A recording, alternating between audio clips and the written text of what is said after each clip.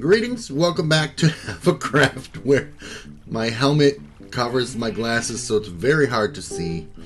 I am working on, the underground, what used to be, I think it was a World War II bunker, and has been converted into the Stockholm Toy Museum in real life, and here on Stockholm, the island of ships, in my Minecraft tribute, I'm working on that. So I've got the Batman statue that was kind of at the front of the museum, as you saw the exterior, and then I'm planning for two wings, the comics wing and the toys wing, which will circle around kind of like they do in the real toy museum.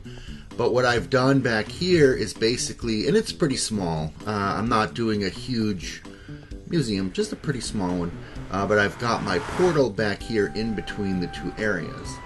And so just for whatever fun reason, I decided I'm going to mix in a bit of granite on this side, and I'm going to mix in diorite on the comics side, and the comics side is going to take kind of a snaky path back and forth among the displays. I don't know what the displays are yet.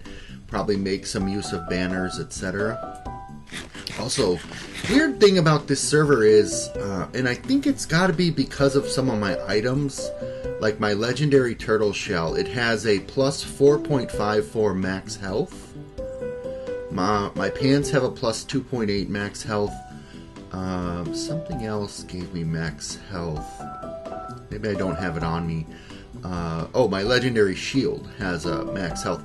And the interesting thing is, when I log out and back in, I don't know how to point to them. These hearts here are almost always gray and not actually red for some reason. Whoops. There we go. Anyway, let's, so what I'm going to do, I'm just going to work on replacing some of these walls, and, oh, that's a Fortune 1 pick. Whoops. So the cool thing about this server, if I have a book and quill and an item with some nice enchantments, like this one's got Unbreaking 3, I can toss both items onto an anvil, and what will happen is the enchants will come off of the item into a book. And then you can apply those enchants on anything you want. So my fortune pick, for example, I can now take that. Whoops. Unbreaking 3, this one. I can now take that and add Unbreaking 3 to it. So now that is a pretty nice pick. It also has single player sleep on this server, so only one person needs to sleep regardless of how many people are online. That is a really cool feature as well. Okay, so I'm just going to kind of terraform this section back here. I'm going to leave in some stone and some andesite just to kind of mix it up. Another nice data pack on this server is Vein Miner. If you're crouching and you hit a vein, boom, it mines out the entire vein all in one blow. Boom, look at that. Ooh, hello. Hello, little lava lake underground. So that is another really nice data pack that is extremely helpful. So I thought I'd give you a bit of a tour of what I've built so far. Starting with this bridge that leads from the island of ships over to, in real life Stockholm, it leads over to the main like downtown area on another one of the islands, where there's like various political buildings like the King's Palace and etc., and over to Gamlastan. And basically, as you're going across this bridge, there is a gold crown in the real life version, which is simulated by this bell here. And the crown kind of looks straight across over to the king's palace. In this version, I don't know if we're going to do a king's palace or not, but here's the footbridge. And I made the walking path only on one side, and you could imagine there's cars that go across on this side. And then I've made this area to the left. I've started in this area to the left, which is the toy museum. I have not kind of finished the outside. I'm going to put some sort of a toy museum-ish banner here. And I think I already mentioned this was a World War II bunker built into the hill of of the island, where soldiers would be inside. And so inside, we've got a bubblegum machine for 5 cents. We've got a statue of the Dark Knight that you can pose with.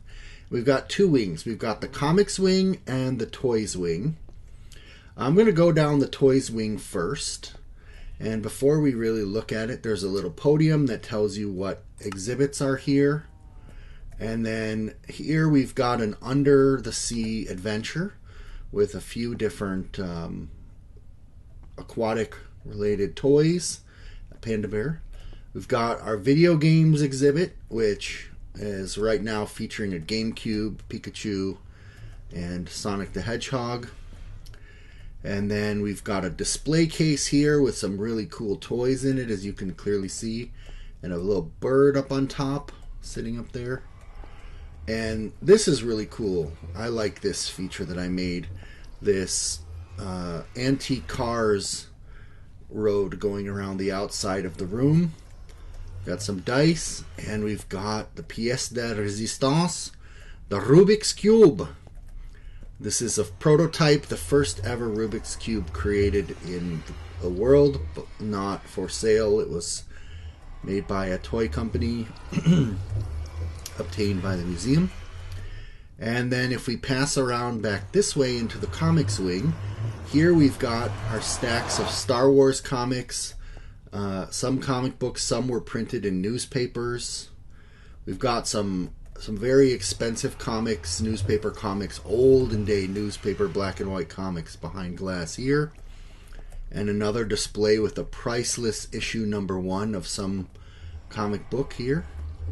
We've got a little display of superhero comics. Now I realize Captain America is not a Swedish comic book hero, but his head looked the coolest of all the ones I looked at. I looked for a Popeye head, but it just looked like a bald guy, and I've already got my skin for that. And then this is, like, I think the coolest part. In the actual Stockholm Toy Museum, there's a display which is a family tree of Donald Duck and all of his nephews and Uncle Scrooge and Daisy and so on and so forth.